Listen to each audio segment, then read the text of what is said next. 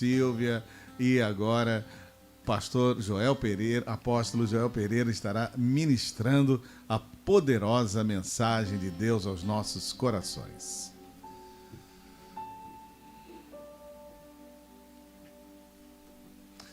Que momento maravilhoso, né? Que momento especial. E como foi dito, talvez seja um dos momentos mais importantes que a rádio vive durante todos esses anos, onde a palavra livre, né, tem sido trazida, uma palavra que tem mudado a realidade de tantos. Não só abrimos a Bíblia, mas a Bíblia tem aberto a vida de muitas pessoas. É exatamente isso que Deus tem feito em todos esses anos. Hoje me lembro aqui de tantas vezes que estive aqui ministrando uma palavra de Deus e ouvindo testemunhos de pessoas que tomaram decisões relevantes e importantes na sua vida. Eu quero ler um texto com você em Lucas capítulo 8, versículo 40 a 41. A verdade, essa história, bem conhecida por tantos que estão me ouvindo aqui agora, ela traz pra gente um sentido muito forte, que eu percebo que alguém buscou de Jesus mais do que o favor. Essa pessoa queria mais do que só uma cura, mais do que só o favor de Jesus. Mas, na verdade, Jairo, conhecido como chefe da sinagoga, tendo a sua filha muito doente, ele convida Jesus para que chegasse à casa dele. Diz, ao regressar Jesus, a multidão o recebeu com alegria, porque todos estavam esperando. Eis que veio um homem chamado Jairo, que era chefe da sinagoga, e prostrando-se aos pés de Jesus, lhe suplicou que chegasse até a sua casa. É interessante porque logo no primeiro momento da história, quando Jesus está chegando de Gadara, ele havia feito algo transformador naquela Decápole, naquela cidade, e ele chega na praia do Mar da Galileia, e a Bíblia diz que todos esperavam ele, só que um só se prostrou. É interessante porque é muito diferente esperar e se prostrar. Muitas pessoas vão até Deus e até esperam algo de Deus, mas não se prostram diante de Deus. Porque se prostrar diante de Deus é você assumir que Ele é Senhor. É você declarar que o que vai acontecer nos próximos minutos, dias, semanas, meses da tua vida, não importa, Ele continua sendo o Senhor da tua vida. Aquele homem, é importante lembrar que ele era chefe de uma daquelas mais de 500 sinagogas que havia em todo Israel. Um homem que normalmente levantado pelo povo estaria talvez contra aquilo que acontecia através do ministério de Jesus. Mas a necessidade dele o fez se prostrar diante de Jesus. Eu não sei, você que me ouve aqui agora, talvez em algum momento da tua vida você percebeu que por mais que você tivesse influência, tivesse recursos, tivesse conhecimento, mas você descobriu como Jairo, que não tinha nada que pudesse mudar a história dele que não fosse Jesus. A filha, diz a Bíblia, continuando a história, no capítulo 8 ainda de Lucas, versículo 49, que Jesus então vai até a casa de Jairo. Ele está indo em direção à casa de Jairo. E quando ele falava ainda, diz a Bíblia, veio uma pessoa da casa do chefe da sinagoga dizendo, tua filha já está morta, não incomodes mais o mestre. Mas Jesus, ouvindo isso, lhe disse, não temas, crê somente. E ela será salva. Tendo chegado à casa, ninguém permitiu que entrasse com ele, senão Pedro, João, Tiago, bem assim o pai e a mãe da menina. Você percebe aqui algumas coisas. Primeiro, Jairo convidou Jesus para entrar na casa dele, não convidou Jesus para curar sua filha. Ah, mas é óbvio que ele queria a cura. Sim, mas ele não estava só dizendo, Jesus, cura minha filha. Por mais tremendo que aquele centurião chegou para Jesus e disse, uma palavra tua vai curar meu servo, Jesus não entrou na casa dele. Mais tremendo que aquela mulher que tinha um fluxo de sangue, ela toca em Jesus, se Jesus não falasse, alguém me tocou, ela teria ido embora no seu anonimato. Por mais tremendo que foram aqueles 10 leprosos, quando foram curados, apenas um voltou para agradecer Jesus. Agora Jairo me surpreende. Ele está querendo intimidade, ele está dizendo, vem até a minha casa. Eu não sei se você pode fazer essa oração agora real, porque a entrada de Jesus na casa de alguém não vai mudar só a cura, não vai mudar só a saúde de uma pessoa, vai mudar toda a cultura de uma casa. Ele está andando com Jesus no meio da multidão. É interessante porque o chefe da sinagoga da cidade vizinha, lá em Nazaré, queria matar Jesus. E você está tendo agora um chefe da sinagoga que não podia ser visto. O último homem, um dos que foram ver Jesus, desses religiosos, foi Nicodemos, mas foi de madrugada. Ele não queria ser visto com Jesus. Só que Jairo não. Jairo está deixando claro que não só se prostrou na frente de todo mundo, ele queria mostrar que aquele momento Jesus se torna senhor da causa dele. Você percebe que não vale a pena só buscar o favor de Deus. Você precisa buscar intimidade com Deus. Porque na intimidade você vai perceber que ele não vai só mover numa causa que você está apontando para ele, ele vai fazer muito mais do que você imagina. Todos estavam esperando, mas apenas um se prostra. Você percebe que essa mentalidade não mudou nos dias de hoje. Eu vejo, pastoreando o Projeto Vida há mais de 30 anos, que vai tanta gente, são milhares de pessoas que vão buscar a Deus. Eu não tenho como dimensionar a motivação das pessoas e nem quero, mas é perceptível com o tempo, com os meses, com os anos, aqueles que vão apenas buscar um favor e aqueles que de fato querem uma vida transformada. Aqueles que de verdade querem ter uma experiência com o Senhor. Jairo, ele representa exatamente essa pessoa que não quer apenas um basta na sua dor, um basta no seu sofrimento, mas ele está dizendo, eu quero que o Senhor venha aqui na minha casa. Eu queria que você fizesse essa oração de Jairo. O texto é assim, eu suplico que o Senhor vá até a minha casa. Experimente fazer essa oração, experimente fazer esse pedido agora. Aí onde você está na sua casa, no carro, onde você está me ouvindo, fale com Deus, eu suplico que o Senhor vá até a minha casa. Porque Jesus diz na sua palavra em Apocalipse que eis que estou à porta e bato. Lá no 3:20, alguém ouvir minha voz e abrir a porta, entrarei na sua casa e cearei com ele comigo. Você percebe que é diferente o relacionamento de quem apenas vai até Jesus buscando favor e aquele que abre a porta da tua casa, do teu coração para Jesus. Será que esse pedido ele é real? Será que você realmente deseja que Jesus entre na sua casa? Todas as casas têm culturas, né? Tem segredos, códigos, né? Interessante que as famílias são cúmplices, né? Basta olhar um no olho do outro, existem coisas que são internas, não há problema. Eu respeito a cultura de uma casa, desde que ela não prejudique o futuro dos membros dela. Existem coisas dentro de uma casa que precisam ser entregues a Jesus.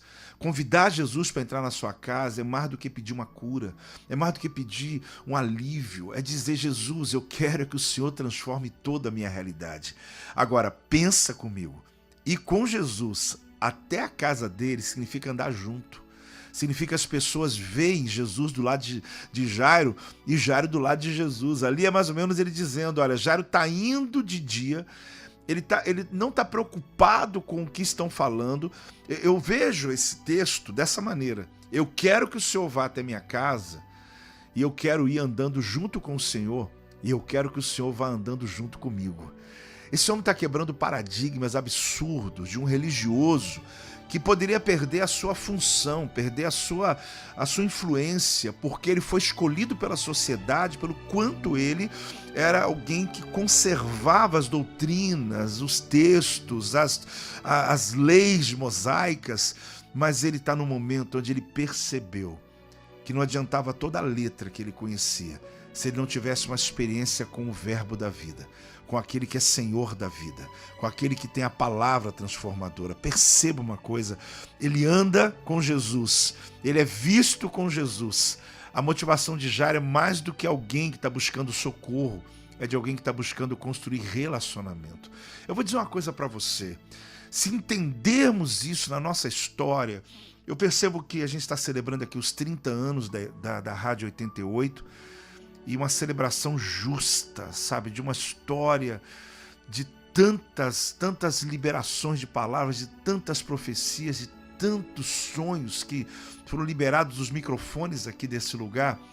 E eu percebo que muita coisa mudou. Quando o pastor Dário falava assim, o início lá do Projeto Vida e o início da rádio, eu fico olhando como que o mundo mudou, como se as coisas aceleraram. É natural para quem estuda, né, a história mundial, que as coisas demoravam 100 anos para mudar.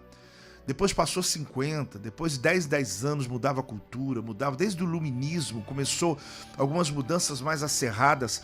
Há pouco tempo atrás eu dizia, de 5 em 5 anos as coisas mudam. Agora, com inteligência artificial, com tudo que está acontecendo, guerras, como nunca, perdão, é claro para nós que Jesus está voltando. Ah, mas isso aí é discurso de Spurgeon, já falava isso lá atrás, John Wesley falava, sim, eu concordo, mas nunca ficou tão claro a aceleração, o portal de aceleração que está acontecendo. Então eu quero dizer uma coisa para você, mais do que o favor das mãos, o acesso ao coração.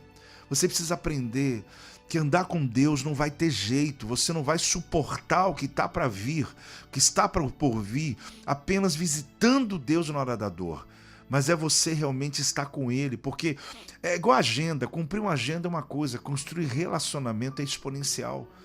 Existem coisas que você realmente hoje faz por pessoas que você nem imagina se você vai ter resultado no futuro, se alguém vai te devolver o que você está fazendo, mas isso é relacionamento. Então, a nobreza da proposta de Jairo é linda, porque a primeira coisa que ele diz, pode olhar no texto, que o Senhor venha na minha casa. Ele não fala da filha, ele não está falando eu tenho um problema, ele está dizendo vá na minha casa. Construa esse relacionamento e você vai ver que as outras coisas virão. Mas no meio do caminho, Jesus estava até curando uma pessoa, alguém diz, Jairo, não incomoda mais não, tua filha está morta, tua filha já morreu. E Jesus ensina duas coisas para ele. Ele diz, não tenha medo, ou seja, ele diz, não temas, crê somente. Todos nós vamos sempre estar diante dessa dualidade, medo e fé. Todos nós vamos viver o tempo todo. Jesus, quando diz não temas, ele está dizendo não tenha medo. E quando ele diz crê somente, ele está dizendo você precisa ter fé. Porque todos nós vamos viver esse momento decisivo na nossa história. São dois sentimentos que roubam e ficam rondando o nosso coração, medo e fé. Ou nós temos medo e desistimos, ou nós temos fé e perseveramos. Essa é a decisão que você toma agora. Da notícia que você recebeu essa semana, do que você vem enfrentando nas últimas semanas, do que você está olhando e dizendo, será que eu estou sozinho nessa? Você precisa decidir, medo ou fé. E alguém chegou, morreu e Jesus disse, não tenha medo, creia somente. Só que acontece algo fantástico, que encerra essa história de uma maneira tremenda, quando Jesus, tomando pela mão a menina, eu estou dizendo que ele foi à casa, ele entrou só com os discípulos, só com quem tinha fé. As pessoas riam de Jesus porque sabia que ela estava morta. Jesus está dizendo que ela está dormindo. E lá no versículo 54 do capítulo 8 de Lucas diz, entretanto ele tomando pela mão disse-lhe em voz alta, menina, levanta-te. Voltou-lhe o espírito. Mas olha o que diz o texto. Ela imediatamente se levantou e ele mandou fazer uma coisa. Preste atenção, você que está me ouvindo. Mandou que dessem de comer. Sabe por quê? Porque é interessante você pensar que ressurreição na Bíblia aconteceram 10 vezes.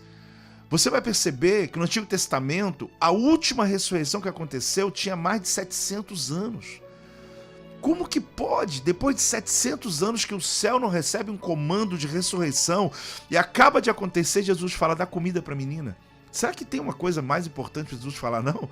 Será que depois daquele grande acontecimento, nós estamos falando de 700 anos que não se fala do fato de que alguém na terra recebeu um comando de ressurreição. Eu não sei qual é o departamento do céu, mas os anjos despertaram lá e falaram, agora a gente tem que trabalhar de novo. 700 anos depois, aí Jesus fala, vai lá e dá comida para ela. Sabe o que me diz esse texto? Alimente o que Deus fez viver dentro de você. Eu pastoreando há esses anos todos, posso dizer, uma única igreja, o Projeto Vida, eu percebo que muitas pessoas, elas precisam entender isso. Alimente o que Deus fez viver em você. Não é só você ir para a igreja, não é só você ir na sua casa aí, eu quero Jesus, não. Ele fez ressuscitar aquilo que estava morto dentro de você. Sentimentos que estavam acabados dentro de você, casamentos que estavam acabados, pessoas que estavam desistidas, ministérios que simplesmente acabou. Aí Deus foi lá e usou uma palavra e te levantou. Aí Jesus vem e fala para aquele homem, você tem que dar comida para essa menina. Mas o milagre da ressurreição é infinitamente maior do que alimentar uma pessoa. Mas acredite, se você não alimentar aquilo que Deus fez viver em você, vai morrer. Talvez alguém diga, mas Jesus não ressuscitou, Jesus não fez a obra. Sim, ele fez. Ele fez a obra. Só que o milagre, ali naquele momento, era necessário que ele pudesse ser alimentado. O que Deus fez viver na tua vida que você está deixando morrer. está em estado de inanição, ou seja, você não tem dado alimento para aquilo que Deus restaurou na sua vida. Talvez você orou tanto para alcançar um propósito, um projeto, uma posição em Deus, mas o dia que você alcançou, relaxou. O dia que você alcançou, você não deu mais atenção. Alimente o que eu recitei na tua vida. Eu fiz viver, mas se você não alimentar o que eu estou fazendo viver na sua vida, você tem poder de matar aquilo, tudo que eu fiz em você de novo. Sabe que faz sentido isso para você? Tudo que você quer que viva em você precisa ser alimentado. Então, tem uma coisa tão tremenda que eu percebo, né, que não tem como ter contraindicação, é que uma vida na presença do Senhor precisa ser sustentada pela palavra. Sem alimento, a gente vai ter uma geração inteira que foi ressuscitada pelo poder de Jesus Cristo e vai novamente morrer. Por quê? Quem está na casa sempre está sendo alimentado. Aquela menina estava dentro da casa dela. E Jesus então pede ao Pai. Ele pede ao Pai Celestial para ressuscitar a menina. Mas ele pede ao Pai Espiritual, o Pai daquela casa, para sustentar e alimentar aquela menina. Tem muita gente que Deus fez viver. Restaurou família, casamento, saúde, chamados, sonhos, ministérios, vida financeira, carreira. Mas a pessoa não cuidou. Percebe que esse texto hoje nos leva para um caminho distinto do que vemos normalmente. É claro que o texto é fantástico. Jesus ressuscitou. E ali a palavra liberada foi uma palavra de destino, para que ficasse nos céus dessa atmosfera, para que a gente pudesse ter o poder hoje da ressurreição de tudo aquilo que está morto. Mas a pergunta é essa: o que está morto na sua casa? Ou o que está morto na sua vida? Alimente aquilo que Deus fez viver. Alimente aquilo que Deus trouxe vida. Marcos capítulo 5, versículo 41, contando a mesma história, diz: tomando pela mão, disse, Talita cumi, que quer dizer, menina, eu te mando, levanta-te. É interessante porque Jesus usa uma palavra aramaica, que a tradução não está errada, Talita cumi, mas a verdade é Tali Tacome, que está dizendo exatamente isso: filha, eu te digo, desperta, levanta-te. Aqui mostra exatamente que tem uma palavra de comando liberada sobre a tua vida agora. Quando Jesus usa essa palavra aramaica, ele estava querendo ser entendido por quem estava dentro daquele lugar. Mas ele também queria dizer ao mundo espiritual que o que está morto naquela cama vai se levantar agora, por mais improvável que fosse. E eu quero liberar essa palavra sobre as áreas que estão mortas da tua vida. Talita cumi. Eu quero declarar em nome de Jesus que, de fato, essa palavra liberada, nessa celebração de 30 anos, nesse momento que nos fez dar uma atenção maior. Você já ouve a rádio todos os dias, mas hoje talvez você chamou um amigo, você mandou o link para alguém, você ampliou um pouco esse leque aí de influência. Eu quero deixar claro de que não se trata só de uma agenda de um aniversário, mas que Deus realmente preparou esse momento ao meio-dia, porque a mortandade assola ao meio-dia. Diz a palavra do Senhor. Existe o calendário do inferno começando ao meio-dia. A seta voa de dia. O terror, ele trabalha da madrugada, mas a mortandade é ao meio-dia. O meio-dia é o tempo da desistência. Por isso acredite, nesse momento que a gente está vivendo, no período do meio-dia a 1 da tarde, existe uma ação do inferno para que pessoas morram, desistam. A morte não é só física, mas a desistência dos sonhos. Que quando eu paro de sonhar, eu estou morrendo. E eu quero declarar em nome de Jesus, Talita cumi, que o Senhor te levante, que o Senhor te desperte. E lembre-se, tudo aquilo que Deus fez viver em você, alimente. Mas como eu posso? Com a palavra, com a oração, com a vida em Deus, indo à igreja, buscando a presença, entendendo de que a tua alma grita pelas tuas emoções e os desejos da terra, mas o teu espírito clama. Como suspira a corça pela corrente das águas, assim suspira a minha alma. Ali a alma está dizendo no sentido do espírito, por ti, ó Deus. O que o salmista está dizendo? Que o meu alimento está na presença do Senhor. Então que o Senhor possa te abençoar com essa palavra. E que você não queira apenas o favor de Deus, mas você queira como Jairo: Senhor, eu quero te convidar para vir à minha casa. Eu não quero apenas uma cura da minha filha, eu quero que o Senhor entre na minha casa e transforme todas as coisas. Que Deus abençoe você através dessa palavra. Amém. Amém. Glórias sejam dadas ao Senhor, nosso Deus, neste culto de 30 anos da Rádio 88 FM, e esta palavra poderosa ministrada pelo apóstolo Joel Pereira, e nós vamos louvar, vamos exaltar ao Senhor. Laraia.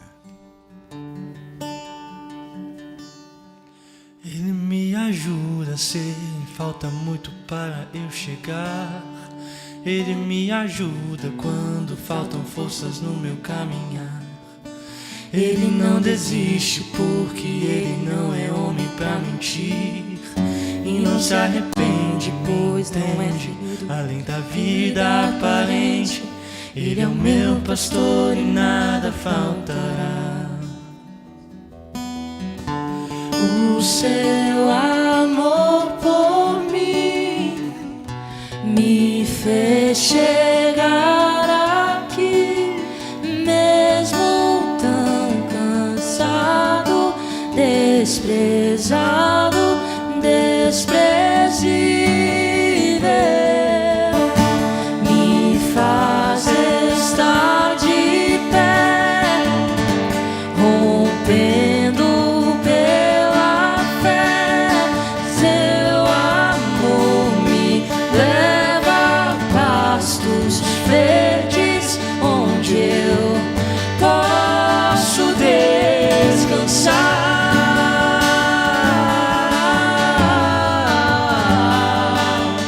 onde eu posso descansar.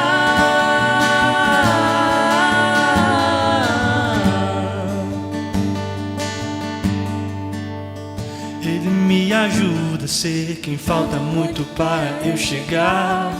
Ele me ajuda quando faltam forças no meu caminhar. Ele não desiste porque ele não é homem pra mentir. Não se arrepende E não se arrepende, me entende, além da vida aparente. Ele é o meu pastor e nada faltará. Ele é o meu pastor, ele é o meu pastor e nada faltará. O seu amor por mim me fez chegar aqui, mesmo tão cansado, desprezado, desprezível. Me faz estar de pé, rompendo pela fé. Seu amor me leva a pastos verdes, onde eu posso descansar, onde eu posso descansar.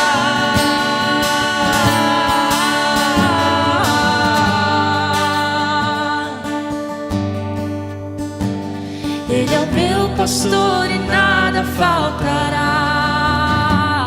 Ele é o meu pastor e nada faltará. Ele é o meu pastor e nada faltará. Ele é o seu pastor e nada faltará. Ele é o seu pastor e nada faltará. Ele é o seu pastor e nada faltará. Ele é o seu pastor e nada faltará. Ele é o seu pastor e nada faltará. O seu amor por mim me fez chegar aqui, mesmo tão cansado, desprezado, desprezível. Me faz estar de pé, rompendo pela fé. Seu amor me leva a pastos verdes,